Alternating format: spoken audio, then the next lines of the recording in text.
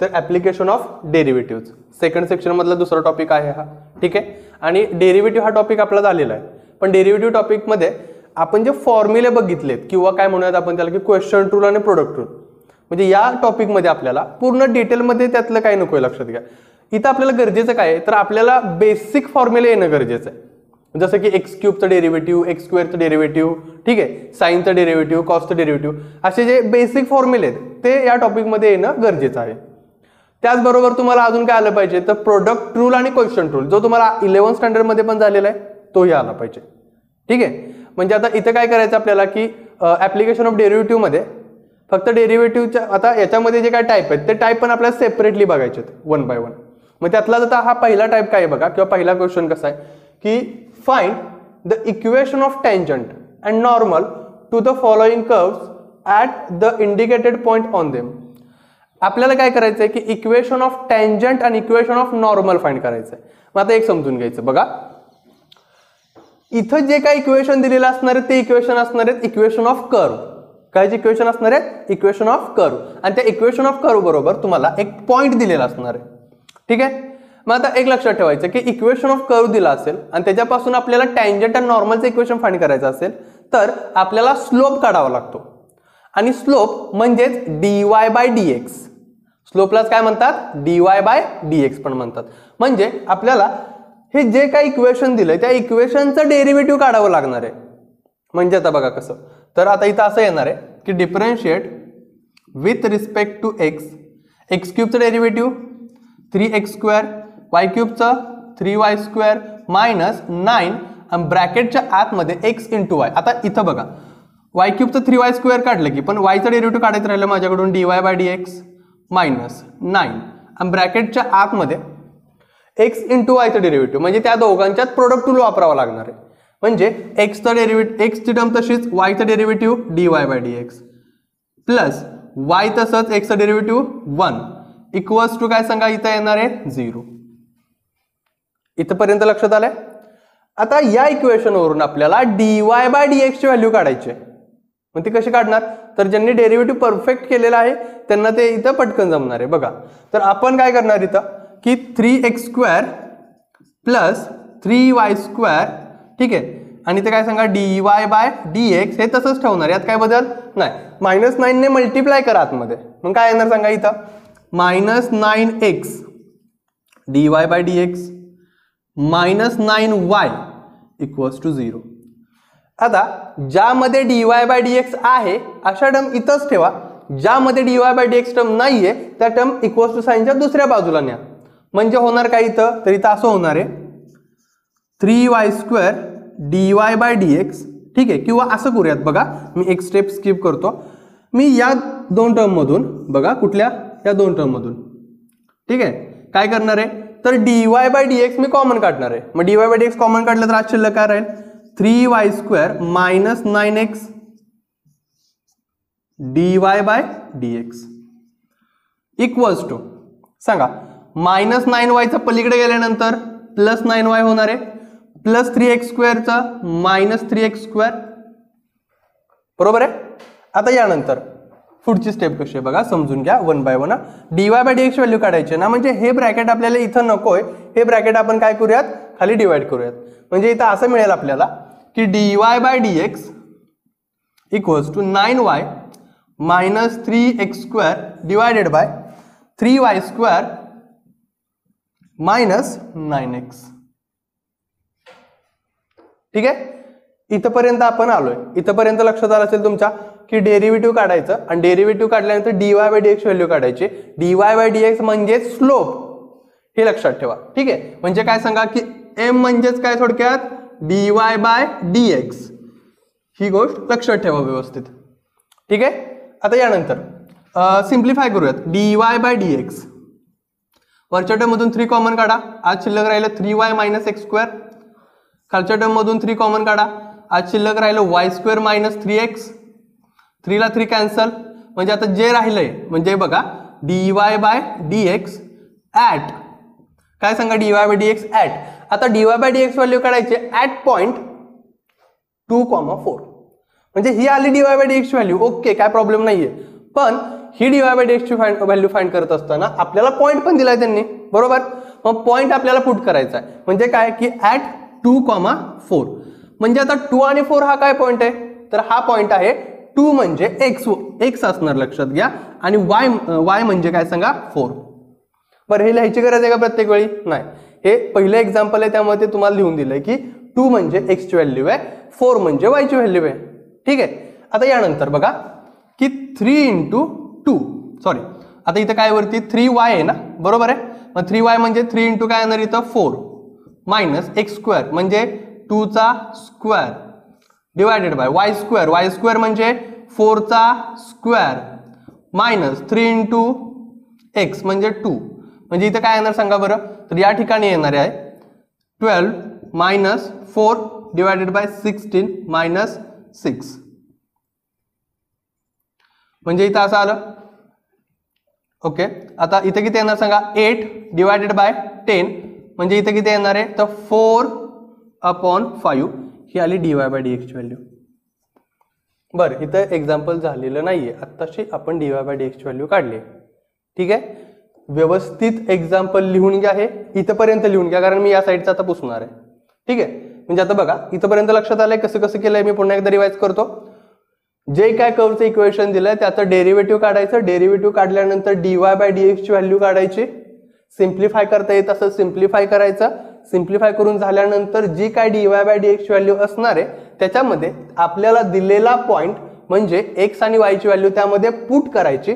Put केल्यानंतर तुम्हाला dy bye dx ची व्हॅल्यू नंबर मध्ये मिळणार आहे 4/5. ठीक आहे. आता यानंतर कसं करणार बघा आता पुढं, तर dy बाय dx म्हणजे काय बघा. पहिल्यांदा dy बाय dx म्हणजे काय, तर dy बाय dx म्हणजे थोडक्यात स्लोप. ठीक आहे.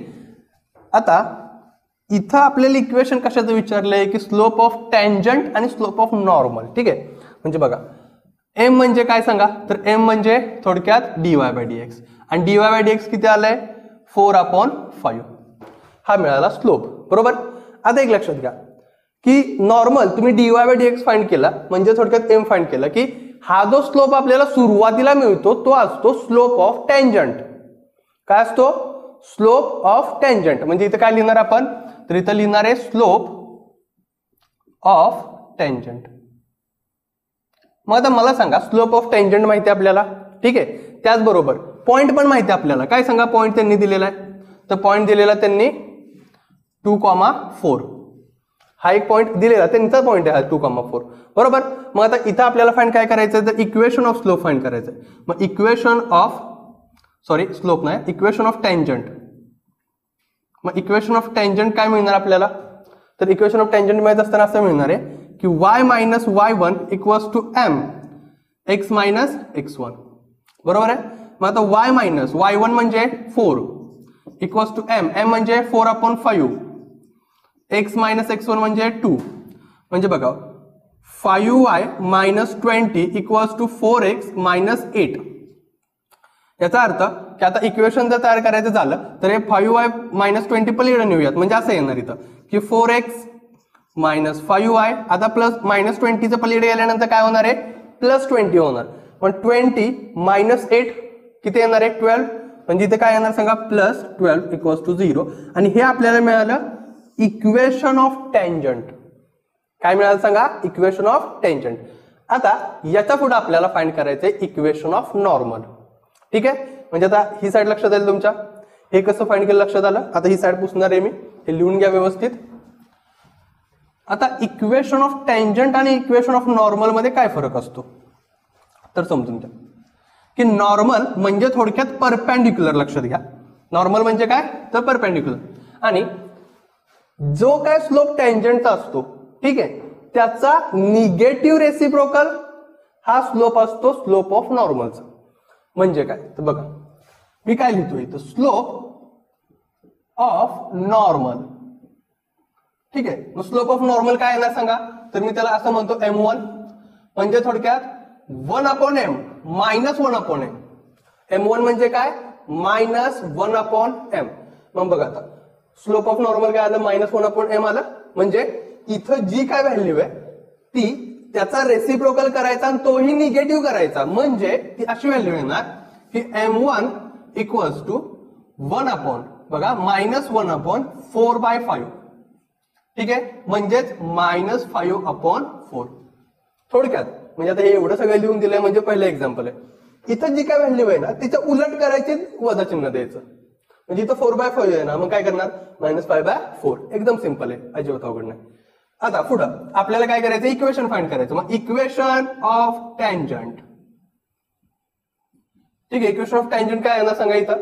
तर equation of tangent at m1 equals to -5/4 आणि पॉइंट, कुठला पॉइंट सांगा, तर तो पॉइंट आहे मागाशी आपण घेतलेला 2,4. एकच पॉइंट आहे, तोच पॉइंट घ्यायचा आहे. फरक इथं फक्त स्लोपचा होणार आहे, लक्षात घ्या. ठीक आहे, म्हणजे स्लोप ऑफ टँजंट आणि स्लोप ऑफ नॉर्मल त्याच्यामुळे डिफरन्स होणार आहे इक्वेशन मध्ये. आता इथे कसं होणार बघा बरं. तर या ठिकाणी असं होणार आहे y - y1 equals to m1 x - x1. मग आता बघा y - 4 इक्वल्स टू -5/4 x - 2. म्हणजे 4y - 16 इक्वल्स टू -5x + 10. म्हणजे आता हे -5x + 10 इकडे आणूयात. म्हणजे असं येणार आहे की 5x + 4y + 10चं -10 होणार. -16 - 10 काय येणार आहे -26 इक्वल्स टू 0. आणि हे आपल्याला काय मिळणार आहे, इक्वेशन ऑफ नॉर्मल. ठीक आहे, मग बघा इक्वेशन ओके. इथं आपलं चुकलं काय, इथं आपण काढतोय नॉर्मल साठी, मी चुकून टँजंट लिहिलं. करा इक्वेशन ऑफ नॉर्मल, ते एक करेक्शन करा. ठीक आहे, म्हणजे आता बघा इथं इक्वेशन ऑफ टँजंट, तिथे इक्वेशन ऑफ नॉर्मल आहे. इथलंच टँजंट तिकडे लिहिलेलं चुकून. म्हणजे आता अशा पद्धतीने एक्झाम्पल सोडवायचं आपल्याला. हे लक्षात आलंय. बरं, स्टेप्स सोप्या आहेत एकदम. फक्त सोडवताना तुम्हाला थोडा सुरुवातीला वेळ लागेल, पण ते समजलं तर अतिशय सोपं येते. ठीक आहे, मग आता हे लिहून घ्या. यानंतर आपण आता पुढचं एक्झाम्पल बघूयात. आता नेक्स्ट एक्झाम्पल घ्या, लक्षात घ्या. काय दिलंय त्यांनी की 2xy + π sin y equals to 2π at 1,5/2. ठीक आहे, सिंपल स्टेप आहेत. स्टेप काय सांगा, डेरिव्हेटिव्ह काढायचं, त्याच्यावरून dy/dx व्हॅल्यू काढायची, त्यामध्ये ह्या व्हॅल्यू पुट करायच्या, त्याच्यावरून स्लोप काढायचा. आलेला स्लोप म्हणजे स्लोप ऑफ टँजंट, त्याचा निगेटिव्ह रेसिप्रोकल म्हणजे स्लोप ऑफ नॉर्मल. आणि या पॉइंटचा वापर करून आपल्याला इक्वेशन ऑफ टँजंट आणि इक्वेशन ऑफ नॉर्मल फाइंड करायचं आहे. अतिशय सोपे स्टेप्स आहेत, बरोबर आहे. म्हणजे बघा आता कसं सोडवणार आहे. तर आता याचा विचार करायला गेला डेरिव्हेटिव्हचा, तर याचा डेरिव्हेटिव्ह काढूयात आपण. चला ठीक आहे, differentiate with respect to X. मी काय सांगितलं तुम्हाला की सिंपल डेरिव्हेटिव्ह आणि 2 रूल माहिती पाहिजेत, एक तर प्रोडक्ट आणि दुसरा क्वोशिएंट रूल. हे माहित असेल तर ऍप्लिकेशन ऑफ डेरिव्हेटिव्ह तुमच्यासाठी अतिशय सोपं आहे. ठीक आहे, म्हणजे आता बघा इथं काय येणार आहे, तर 2 हे मी बाहेर ठेवतो तसंच, आणि x × y मध्ये जसं मागच्या एक्झाम्पल मध्ये आपण डेरिव्हेटिव्ह काढलेला ना, प्रोडक्ट रूल केलेला, तोच रूल इथं युज करणार आहे. काय सांगा, तर x तसंच y चं डेरिव्हेटिव्ह dy/dx प्लस y तसंच x चं डेरिव्हेटिव्ह 1. ओके, प्लस पाय कॉन्स्टंट टर्म आहे तशीच ठेवा मल्टिप्लिकेशन मध्ये, पण साइन y चं डेरिव्हेटिव्ह येणार आहे cos y आणि y चं डेरिव्हेटिव्ह येणार dy/dx इक्वल्स टू 2π. आता 2π च्या ठिकाणी ठीक आहे, 2π ला ठीक आहे कोइफिशियंट किंवा व्हेरिएबल म्हणूयात तिथं की x किंवा y आहे का, नाहीये. मग ज्या ठिकाणी x किंवा y नाहीये ती पूर्ण टर्म काय म्हणतो आपण, कॉन्स्टंट. आणि कॉन्स्टंटचं डेरिव्हेटिव्ह काय असतं, 0 असतं. म्हणजे 2π चं डेरिव्हेटिव्ह काय येणार आहे, 0 येणार आहे, कारण ती कॉन्स्टंट टर्म आहे. मग यानंतर आता 2 न मल्टिप्लाय करा आतमध्ये, काय येणार सांगा, 2x dy/dx plus 2y plus पाय. ठीक आहे, काय येणार इथं cos y dy/dx equals to 0. बरोबर. आता यानंतर काय करणार आहे, तर dy/dx एकत्र करून कॉमन काढायचं. ठीक आहे, म्हणजे इथं असं होणार बघा की 2x प्लस पाय cos y dy/dx equals to 2y, की ज्याच्यामध्ये dy/dx नाहीये, म्हणजे ती टर्म आपण इक्वल्स टू साइनच्या या बाजूला आणणार आहे, म्हणजे ते होणार आहे -2y. ही लक्षात आलं का तुमच्या, बघा जरा व्यवस्थित. ठीक आहे, यानंतर आता dy/dx ची व्हॅल्यू काढण्यासाठी आपण -2y अपॉन 2x प्लस पाय cos y ही व्हॅल्यू पुट करणार. ठीक आहे, म्हणजे इंटू जा अपॉनला नेणार आहे, एवढंच करणार आहे. ठीक आहे. आता हे डीवाय बाय डीएक्स व्हॅल्यू आपल्याला मिळाली, ठीक आहे. पण ऍट पॉइंट 1, π/2 बरोबर.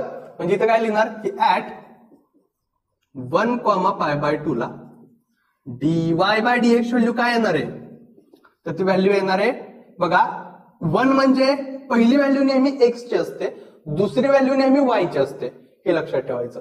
म्हणजे इथे येणार आहे -2 इंटू दुसरी व्हॅल्यू वाय ची म्हणजे π/2 डिवायडेड बाय 2 इंटू 1 कारण एक्स ची व्हॅल्यू 1 आहे plus pi into cos pi. आता तुम्हाला आठवत असेल की कॉस पाय ची व्हॅल्यू काय असते बघा, एक मिनिट, पाय नाही π/2, ठीक आहे. आता कॉस π/2 ची व्हॅल्यू काय असते 0 असते. म्हणजे इथे काय होणार बघा, तर इथे येणार आहे -π डिवायडेड बाय 2 प्लस आता कॉस π/2 ची व्हॅल्यू कॉस 90 0, कॉस 90 0 म्हणजे 0 इंटू पाय 0. म्हणजे डीवाय बाय डीएक्स तुम्हाला मिळालं काय सांगा इथं, तर डीवाय बाय डीएक्स मिळालं तुम्हाला -π/2 आणि जे डीवाय बाय डीएक्स असतं तोच असतो आपला स्लोप ऑफ टेंजंट, बरोबर. म्हणजे इथे कसं काढणार आपण, लिहिताना कसं लिहिणार आहे बघा की स्लोप ऑफ टेंजंट, ठीक आहे. काय सांगा इथं, तर m इक्वल्स टू -π/2, ठीक आहे, ऍट 1, π/2 बरोबर आहे. 1, π/2 स्लोप पण लिहिला आणि पॉइंट पण लिहिला.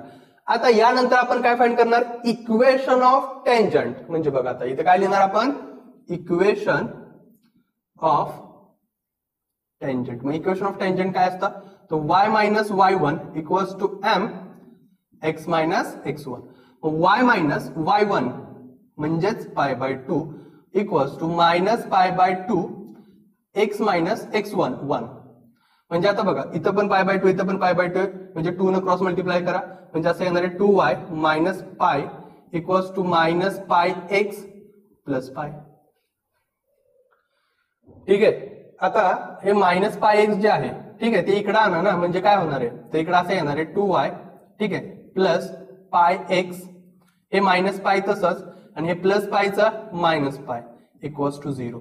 म्हणजे इथं असं मिळणार आहे की πx plus 2y minus 2π equals to 0. हे आपलं असणार आहे इक्वेशन ऑफ टेंजंट. काय असणार आहे, इक्वेशन ऑफ टेंजंट. इथपर्यंत काय सगळं लक्षात आलं असेल तुमच्या, ठीक आहे, काय अडचण नाहीये. आता यानंतर इक्वेशन ऑफ नॉर्मल, किंवा असं म्हणूयात आपण इथं की slope of normal. Slope of normal, मग स्लोप ऑफ नॉर्मल म्हणजे m ची व्हॅल्यू काय येणार आहे 2/π.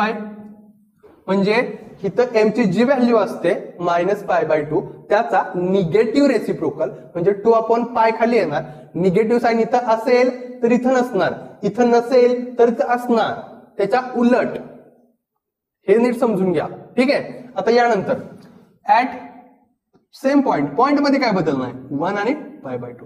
म्हणजे बघा काय येणार इथं बघा बरं की y मायनस, आता इथं लिहितो खरं equation of normal, equation of normal लिहूयात. म्हणजे काय येणार आहे y - y1 equals to m x - x1.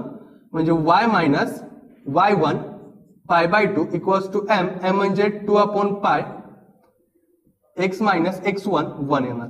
म्हणजे इथं आता बघा समजून घ्या कसं करणार आपण, पाय न मल्टिप्लाय करणार इकडं, बरोबर, आणि इकडे 2 न मल्टिप्लाय, म्हणजे सगळ्यांना पाय न आणि 2 न मल्टिप्लाय करायचं. म्हणजे बघा कसं होणार इथं, तर इथं या ठिकाणी असं होणार आहे की πy, ठीक आहे, आणि इकडे 2 न पण मल्टिप्लाय केलं तर असं येईल 2πy मायनस.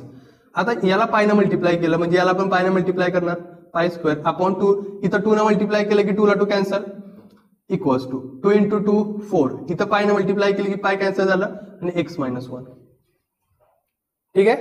यानंतर आता बघा 2y pi minus π² equals to 4x - 4, 4x - 4. आता 4x तसंच ठेवा, 2y पाय पॉझिटिव्हचं निगेटिव्ह होणार,